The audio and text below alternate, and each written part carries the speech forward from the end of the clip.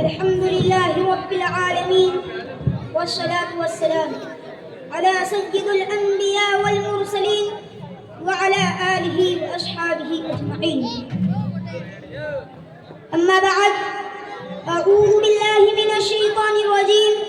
بسم الله الرحمن الرحيم. قد أفلح من تزكى وذكر اسم ربه فصلى وقال النبي صلى الله عليه وسلم قرة عيني في الصلاة. خالق نے کیا بنائی ہے نور نظر نماز، اندھیرا تھا جہاں میں اگر نہ ہوتی نماز. آج مجھے اجازت دیجیے کہ مذہب اسلام کے سب سے اہم رکن پر روشنی ڈالوں.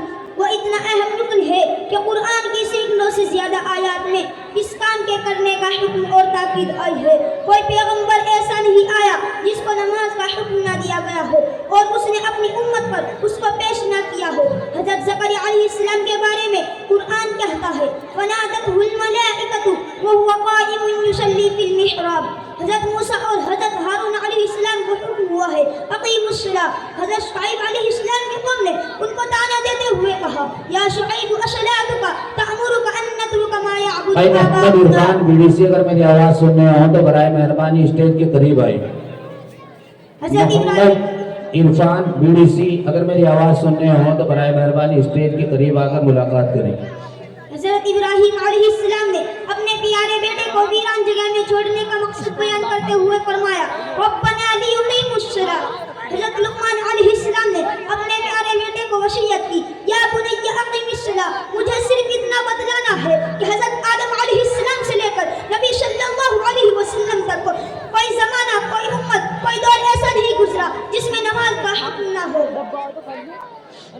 نماز دین کی کسوٹی ہے. مسلمان بھائیوں، نماز کو اللہ نے دین کے لیے کسوٹی بنایا ہے جو فرق کرتی ہے کون متقی ہے، کون شقی ہے، کون مسلمان ہے، کون شیطان ہے. آج کے دور میں لوگ تو اس کو ولی مانتے ہیں جس کی تعویذ سے آرام ملتا ہے. لوگوں کی نظروں میں ولی وہ ہوتا ہے جو صاحب کرامت ہوتا ہے. لوگ تو اس کو پیر مانتے ہیں جو عورتوں کو لڑکا پیدا ہونے کی بشارت دیتا ہے. لوگ تو اس کو اللہ والا مانتے ہیں جو غیب کی باتیں بتلاتا ہے. لوگوں، آؤ میں بتلاتا ہوں ولی کی پہچان کیا ہے. آؤ میں بتاؤں گا پیر کس کو بناؤ گے، قطب کس کو مانو گے، ابدال کون ہوتا ہے. یہ کسوٹی جس کو نبی آخر الزمان شہنشاہ دو عالم صلی اللہ علیہ وسلم آسمان سے جا کر لائے ہیں، اگر کوئی اس پر پورا اترتا ہے یعنی نماز کی پابندی کرتا ہے تو پیر بھی بن سکتا ہے، قطب اور ابدال بھی ہو سکتا ہے. اگر وہ نماز نہیں پڑھتا تو اس کا جبہ قبہ پہننا اور داڑھی رکھنا کچھ کام کا نہیں. نبی صلی اللہ علیہ وسلم نے فرمایا بین العبد و بین الکفر ترک الصلاۃ. بندے اور کفر کے درمیان صرف نماز کا فرق ہے. اولاد کی تربیت کرنے والوں، اور تم بھی نبی کا فرمان سنتے جاؤ. صادق المصدوق رحمت للعالمین نے فرمایا جب بچہ 7 سال کا ہو جائے تو اس کو نماز کا حکم دو، اور جب بچہ 10 سال کا ہو جائے تو ترک الصلاۃ کی صورت میں اس کی پیٹائی کی جائے. حضرت سلیمان خطابی جو اپنے وقت جلیل القدر عالم ہے فرماتے ہیں یہ حدیث بھی اس بات پر دلالت کرتی ہے کہ اگر بچہ اس حال میں بالغ ہوا کہ وہ نماز نہیں پڑھتا تو اس کے نتائج برآمد ہوں گے. پہلے تو بچے کو پیار میں بگاڑ دیتے ہیں، بعد میں شکوے شکایت کرتے ہیں. نمازی بنو اور اپنے متعلقین کو نماز کی طرف بلاؤ.